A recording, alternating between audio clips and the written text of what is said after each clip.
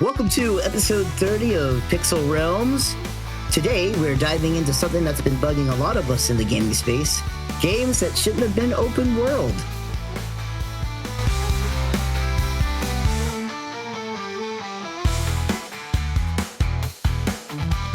This is Pixel Realms, a podcast all about gaming and entertainment. Please drop us a like and a subscribe for more content. This is episode 30, games that shouldn't have been open world. But before we start with that topic, let's go into the news. Joe, AI Darth Vader.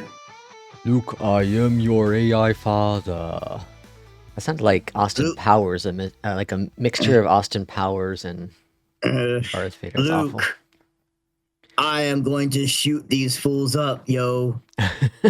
So, with permission from, of course, Disney and James Earl Jones' family and himself and whatnot, there's an AI version of Darth Vader in Fortnite using Google's Gemini 2.0 model.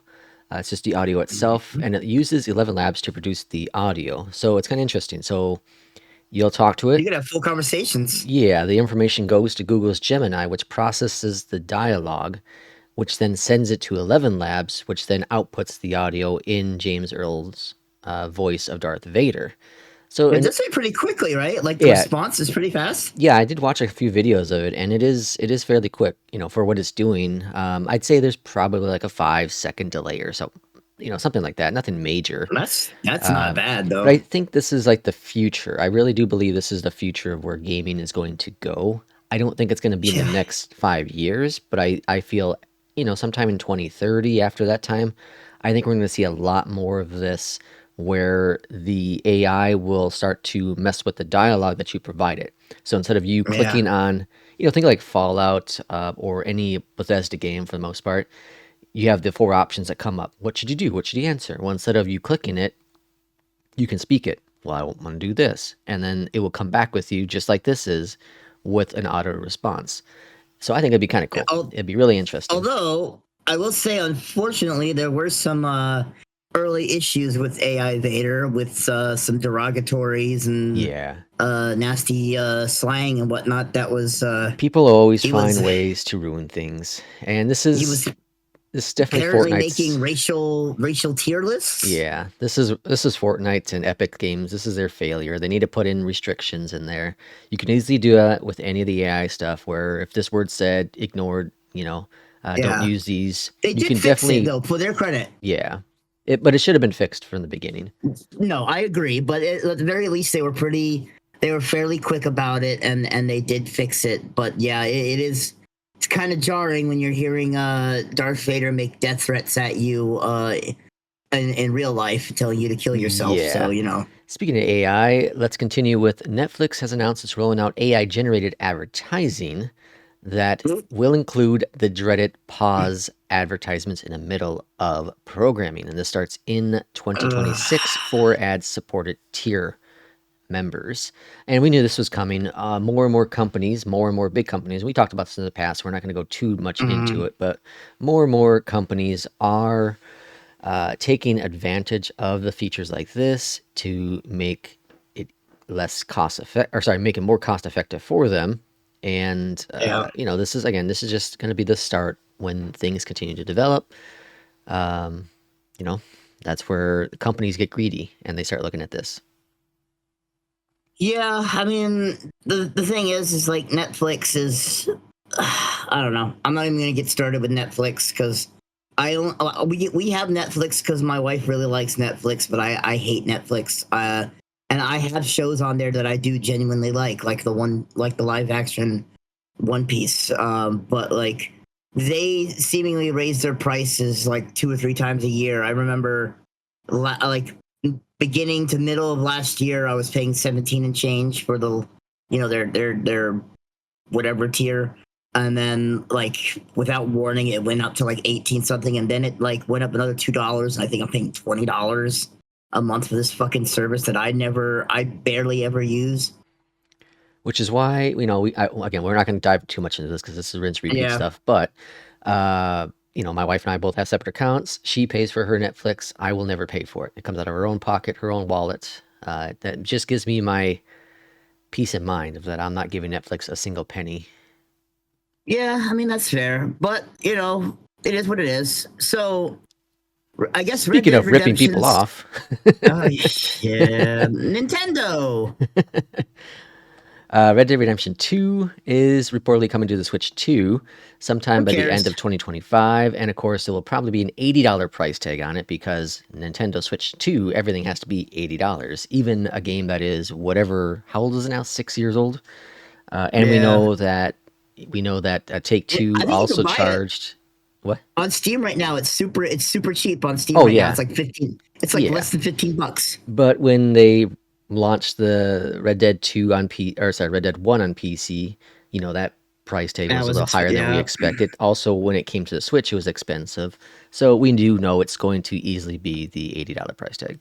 I don't think. See, I'm gonna give them the benefit of the doubt. I don't think it's gonna be the $80. I do still think it's gonna be 60, like the old price tags. But I don't think it's gonna be 80. I think I think the it's 80. $80 price. I think the $80 price tag is gonna be simply for brand new games, especially Nintendo titles. We'll see. Companies are Um, greedy. They'll take advantage of yeah, it. I mean they are, It they was are, it was but Take Two themselves that said they want to push the bar to $80 for console and fair PC games. enough. It was them, the company themselves, that said they wanted to do it. So, and then Yeah, we I talked will about give. before with GTA 6, 80, 90, $100, we'll see. Yeah, Doom is $80 apparently. Doom, I yeah, mean, but so games like that, you can get on Game Pass. You're stupid to yeah, buy it. yeah, Especially a game definitely. like Doom, because Doom's going to be a repetitive game. There's no multiplayer. You'll play the mission, main story, and that's about it. So when it drops Yeah. down to like $30, go and buy it. But at full price, it's a fun game. Don't get me wrong. I have a blast playing it. It's not worth it. $70 though. Yep. So we're moving on to the main topic of games that shouldn't have been open world, and I see we're starting off right away with Mass Effect Andromeda, and that was definitely one where I agreed with like. I mean, I have my own things I've said about Mass Effect Andromeda before. I feel like I thought Mass Effect Andromeda was a good game. I just think that it should have never had the Mass Effect tag on it. If you would have just called that game Andromeda and taken out any Mass Effect references to the game, any races, I think it would have actually been successful, decent game. But when you put the stigma of Mass Effect on top of it, that's when it was doomed to fail. Oh yeah, I think everyone in the world can agree with that. That tapped. What do you want to say? Reference that idea. Now, Yeah. I'll be honest. I wasn't really big into Mass Effect to begin with for the original trilogy. I did play it, but I never was like my top of the line game. Uh, this, of course, was back when BioWare was making incredible titles, and then EA bought them, Mm-hmm. and the past is history. But Yep. Andromeda, the biggest thing with Andromeda is that the world is fairly large, for a Mass Effect type a title, so it is open world. But the issue is that it was so boring of a world to explore. It looked beautiful. It still looks beautiful. They were ahead of their time when it comes to the graphic fidelity, except for some of the issues they had with it. But like the landscapes look amazing. It's just there was nothing to do. And it's almost similar to what we're hearing, what we've heard, I should say, from Starfield. The Yeah. world can look really cool, but there's absolutely nothing to do. I shouldn't say the world, the galaxies can look so beautiful, but there's nothing to do. You hop on a planet, you can explore, and there's absolutely nothing on there. And Mm-hmm. so clearly, studios haven't learned from that lesson, and that's a different developer Yep. versus EA's BioWare. Dead Island 1 and 2. Now, this isn't a full fledged open world title. Neither one of these are. They're big open areas. Mm-hmm. So, and I'm not gonna. I'll wait to dive into the next thing because it ties into the next title. But the thing with Dead Island 1 and 2 is that it was just so repetitive, and that's okay. Here, Mark, you were a big Left 4 Dead player, right? Like you played Oh, a lot. I Left 4 Dead 1 and 2. I think I got every achievement just about one of the few times I platinum the game. Why didn't why didn't Dead Island 1 achieve the same level of Left 4 Dead? Uh, part of what you're saying because there was a little bit too much areas to explore, which it didn't need. It a zombie game doesn't need a lot to be good. You need good weapons, good characters, and a good place to smash, bash, or shoot zombies, and that's pretty much all it needs. There's a game from, I think it's from Sony themselves, but it was back on the PS3 called Dead Nation. It's a top-down zombie shooter, and it was very indie build, but it was like hordes of zombies coming after you. It was one of the funnest games I've ever played. I put more hours into that than I did for Dead Island 1, period. And I actually had a good time playing Dead Island 1, honestly. I did. It's just that launch was bad, but other than that, it's there's a just lot of audio problems. it was too big. There's nothing to find. There's nothing to do, and that ruins those kind of open world games. Is having this massive exploratory world. Should you what? Walk through it? Like there are shooters, and then there are walking games. And walking games have that mystery. There's a story behind that. You don't play a zombie game for a story. Not really. It's not the main focus. The idea is, like you said, to go kill a bunch of zombies. Pretty much. Dragon Age Inquisition. Now, you said you hadn't played this one? I think that's the only one I played any of it. And when it got to the kind of the open world aspects, that's when I got bored and stopped playing. Okay, yeah. And this was a change from Dragon Age 1 and 2. The style of 1... That's the thing about Dragon Age, and I think I talked about this before, but all 4 games are completely different from each other. And what I mean by that is their actual gameplay itself is completely different. Dragon Age 1 was a turn-based, or had the option for turn-based what's it called? Top-down view. Yes. Gameplay. And it was BioWare at its greatest. It was very much like Neverwinter Nights story information. The world was cool. The characters were cool. The combat was awesome. The music was incredible. And just overall amazing experience. Then 2 went to third person and went action-based. So you now go in action-based, quick combat, no longer have... Well, there is some very minor turn-based stuff, very, very minor.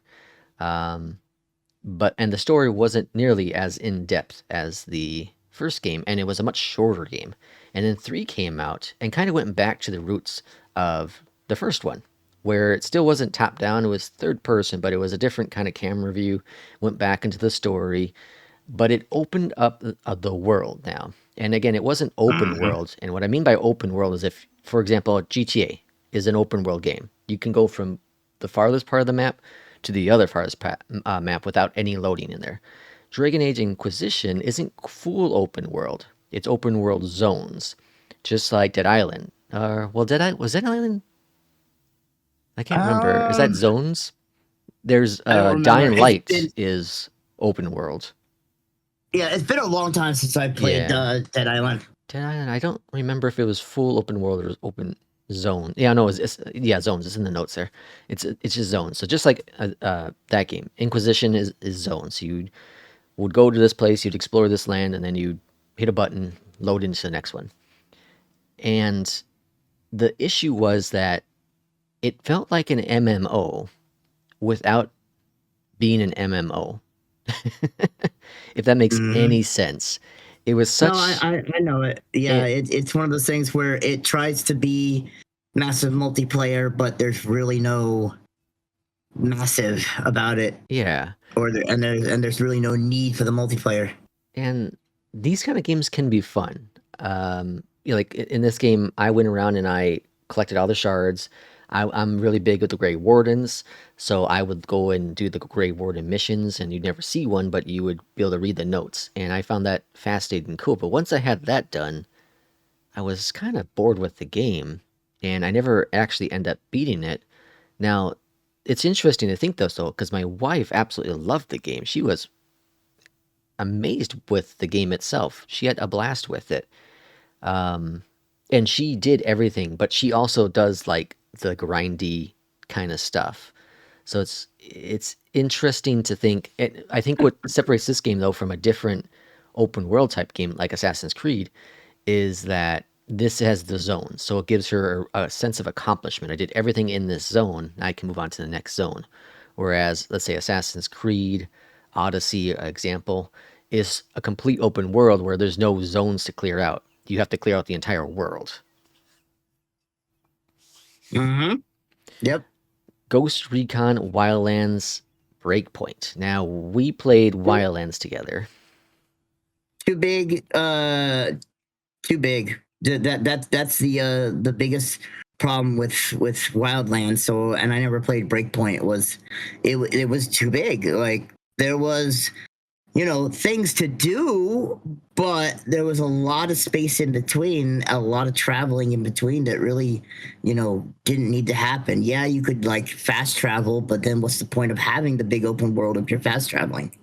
I feel this is one of those things that the studio said, okay, well, we have Assassin's Creed. That's open world now. Why don't we make Ghost Recon open world now? And they're like, sure, let's do it. And like the idea is cool. The idea is to have a completely open area to drop your team into and use your what's it called? Your AI whatever partners with you or go co-op and explore this entire world. The idea is cool, but in practice there are some moments where it's like, okay, this is a long distance to travel to go from point A to point B. And it can look beautiful. The game can look amazing, gorgeous. And the vehicles drive or fly just fine. It's just, again, there's that massive point of why am I walking from here to here just to say that I did that in a game. Where the old Ghost Recon games, the old Rainbow Six games, you've played, what was it, Rainbow Six Vegas? They were closed worlds. And you had a lot of fun playing in those closed worlds. And Wildlands, again, I had blast playing Wildlands. I had so much fun with it. But then Breakpoint came out, and Breakpoint took it to another step with this open world. And the issue with Breakpoint was that on launch, you no longer had your AI companions with you. You had to go co-op or go single. And that was an issue. Yeah. Because that brings us to the next game, which I don't remember. Did you play any of the newer Metal Gear Solid games? No, I've never played the Metal Gear Solid series. That's actually on my list of. Oh, wow, you haven't played any? No, not since the original one. I don't think I played it like at all. That's impressive. Because I even told the story where the first JRPG that I bought, Final Fantasy VII. I remember taking my paycheck to Kmart, and I had the choice between the original Metal Gear Solid and Final Fantasy VII, and I chose Final Fantasy VII because it had 3 discs. I didn't even know it was an RPG or a JRPG. I was just like, well, this game's got 3 discs, and this game has 1, and it's the same price, so I'm gonna buy 3 games. Because that's how you should be doing things. Hey, look, three discs for the price of 1 was a great deal to me. And it ended up being a fantastic game, obviously, and started a whole thing. Yeah. So Phantom Pain took the world of Metal Gear, which was closed zones, was your typical PlayStation type of games back in the day, closed worlds, and made it open world to a point. Phantom Pain, and then there was the sequel to Phantom Pain, right? No, or was it vice versa? Oh man, I forgot. Don't ask me, man. Because there were 2 games that came out around the same time. I think Phantom Pain was the prequel. Dude, you're asking me. That's like asking someone to explain Kingdom Hearts, Lord. Let's not. Well, either way. Oh no, okay, sorry. Ground Zeroes was the standalone. Okay, that was a prequel to Phantom Pain, I believe. Anyways, Ground Zero was like the test bed to see how this would work. So it was like a shorter game, but it was like one little world. It was like a military base or something, Hmm. and you explored that. And I had a blast playing Ground Zeroes. But again, it was a small little world. I love the new combat. I love the realistic. I love the graphics. It was all of it was amazing. And then Phantom Pain launched, and you had this massive world to explore.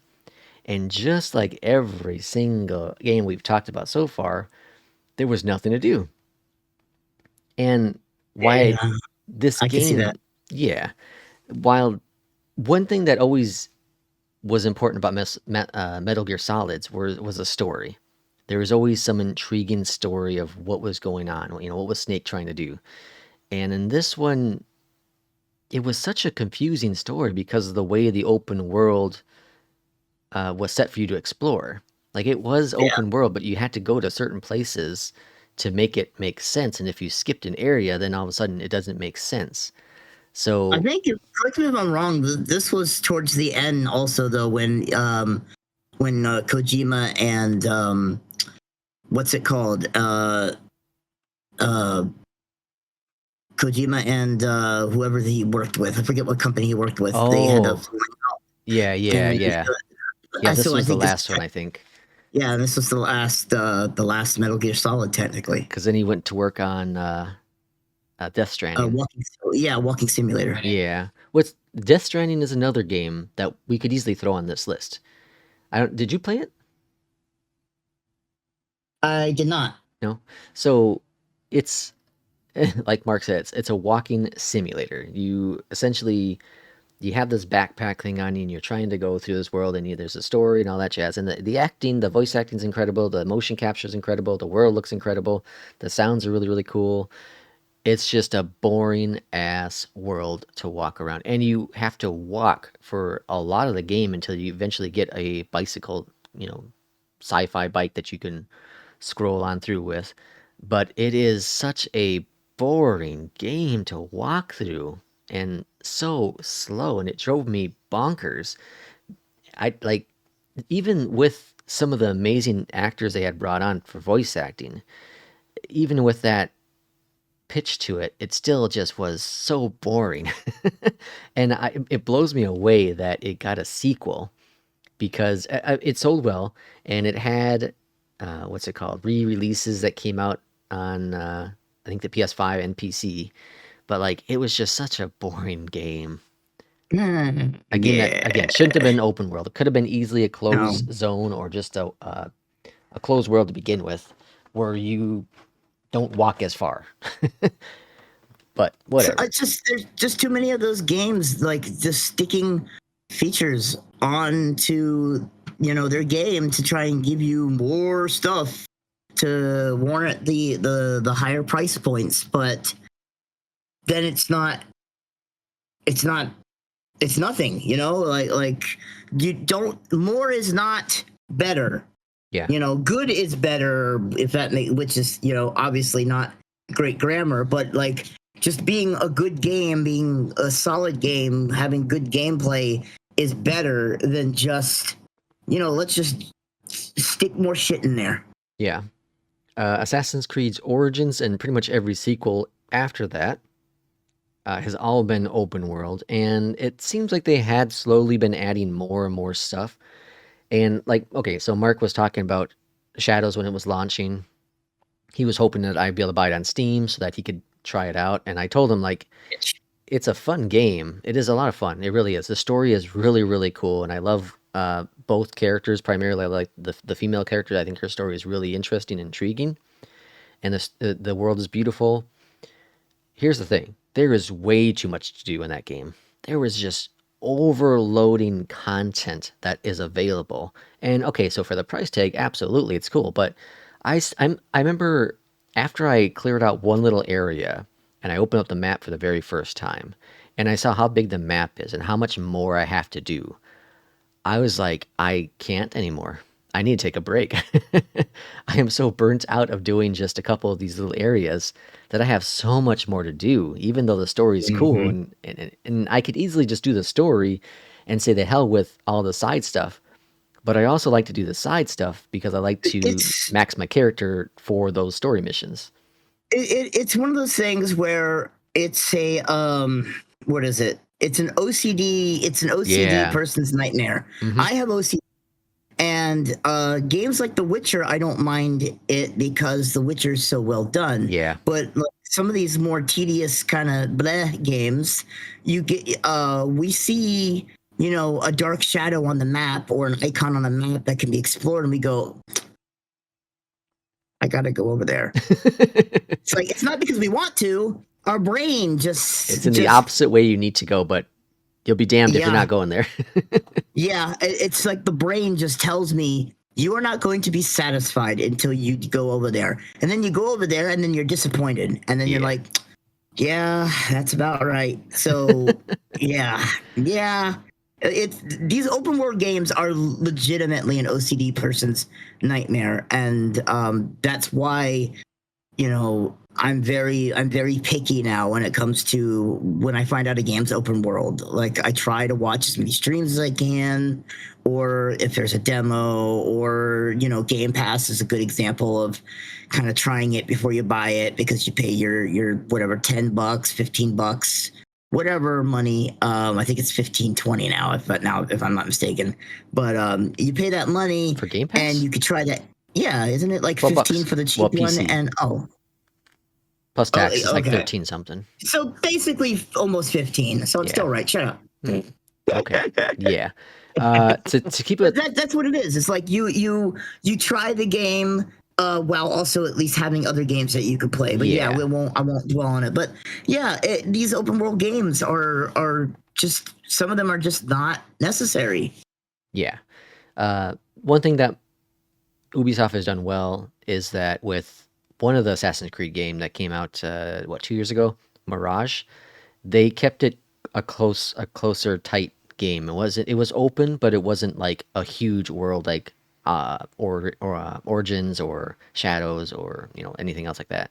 Valhalla and Valhalla, all yeah. them. It was a much more close, tight game, and the combat was very much like the OG Assassin's Creed, which is really cool. And that's what they did with Shadows too. You have one of the characters is very similar to the OG characters, where Mhm. it's all about stealth and tactic versus going in there and just you know beating the hell out of everyone. Yeah. So there might be some kind of changes going on with the series. Who knows? It's Ubisoft. And last on our list is a game that really was revolutionary in many aspects. And L.A. Noire is a title, and it was one of Rockstar's games that I thought was going to get massive sequels afterwards because it was the very first game that had almost studio quality, like movie studio quality not CGI, motion capture. And what I mean by that is you were a detective and you were looking at their face in the game to determine if they were lying or telling the truth based on Mhm. cues in their face. And it was such a unique take, especially going from a game like Grand Theft Auto that they've done to LA Noire. Yeah. Like, what the heck? But it was open world. And I think this was the biggest downfall for this game is that they kept, they did the whole Mafia GTA thing, which is open world, beautiful world to explore, nothing to do in that world to explore, any reasons to go off the mission. Did you Yeah, did, they're did you play it? no, that one's also on my list. Mark, you had a pretty big list. Well, bite my ass. Mark is streaming now, so if anyone is listening to this podcast, if there's any of these titles you say, Mark should be playing this because I'm curious to see how he'd react to it, put it in the comment down below because maybe Mark would be willing to give it a shot since, I'm, almost all these games are I'm on this pretty list. open. I'm pretty open. The only thing I'm adamant about that I won't play is I won't play horror games and I won't play sports games. I think you should play a horror sport game. Yeah, cool. As soon as they make one. Oh, actually, they do make one. There's a golf one. There's a golf horror game? There's a golf horror game. I saw two people play it a couple weeks ago. Shit, what was it called? Now you've got me off topic. Thanks a lot. This is all Joe's fault. That's fine. That was the last game on our list, anyways. I don't know what it's called. I had to find the name of it, but there's actually there is a horror golf game out there where you're playing like you're at a golf course at night and there's like weird shit going on. Oh my god, I'm trying to find this like real fast because I feel like it needs to be known to people. Oh my god, what is it called? Come on. I'm looking for it. Gone No, Golfing is a first-person golf survivor maybe? horror. Yeah, I think that might be it. Let me see. Is this it? It's $5. No, wait. Is it Greener Grass Awaits? Let me see if that's what it's called. Greener Grass Awaits. Greener Grass Awaits. Greener Grass. Nope, that's not it. Damn it. That one might be it. That might be it. You said it's called Gone Golfing? Golf. Hold on. Yeah, Gone Golfing. Gone Golfing. Let me see if this is it. Is this it? It might be it. Looks like about the only two. There's only those two. This games might be that... it. This might be it. I'd have to check the VOD of the people. Of it the came person out like that a I month watched ago. to see. Yeah. Oh man, I'm so mad that I can't remember the title, but I think that's. Yeah, you know what? We won't spend too much more time on it. If I think of it, maybe I'll start the name of I'll start the next podcast episode when I find the name of it. If it's for sure that one or a different one, I'll just say, yeah. By the way, the name of that game was blah blah blah. There you go. I think you should, Mark. I think you should really consider doing a horror game for your streams. I think it'd be an exciting, to hear you. It would be exciting to hear you scream on stream like that. I really don't want. Oh no! So it is called Greener Grass Awaits, but I think it's a PS5 game. Okay. And that's why I couldn't find it on Steam. Yeah, there are some horror games that I do want to eventually play. Mortuary Assistant. Oh god, yeah, and whatnot. Disgusting game. Yeah, but that's down the road. Let me get used to streaming and being comfortable. But yeah, no. LA Noire is on the list of games to play. The Mafia games, which I did play a little bit of, but I never beat them. I never beat part 1, so I never played 2 or 3. So those are games that are down the road. I've got a lot. It's just one of those things of like, because remember, I specialized in RPGs and JRPGs for the longest time. So now I'm just kind of trying to play just good games in general. That's why I'm playing BioShock for the first time. Which is crazy to think you hadn't played BioShock before. Yeah, I played Infinite, and I loved Infinite, but I never went back and played 1 and 2. For whatever reason, I couldn't even tell you why. There wasn't probably a real good reason for it. I just wasn't feeling it at the time or whatever. But now is just a good time, and I'm having a great time with it. BioShock 1 is a great game, and I'm mad at myself for waiting so long to play it. Yeah, I think that happens a lot when you go back and play a game like that. Especially a series like BioShock, which is a fan favorite for so many people. Yeah. So yeah, if anyone wants to see me play it, I'm hoping to finish BioShock 1 either today or tomorrow. Probably tomorrow. Head over to my Twitch, twitch.tv/HisokaRPG, and I do upload the VODs onto my YouTube channel, which is also Hisoka RPG. So and you start streaming at about what time? Well, I try to start streaming at around 10 a.m. Eastern time, but at least today, for example, on Tuesdays we record our podcast around that time, so it would be more like 11 a.m. So I try to go live between 10 and 11 a.m. Eastern time. Sometimes it's a couple minutes later, sometimes it's a couple minutes earlier, but at least that's the shoot schedule that I have. Hey, and check out Hisoka screw that whole thing up. Good job. Twitch Good job advertising terribly.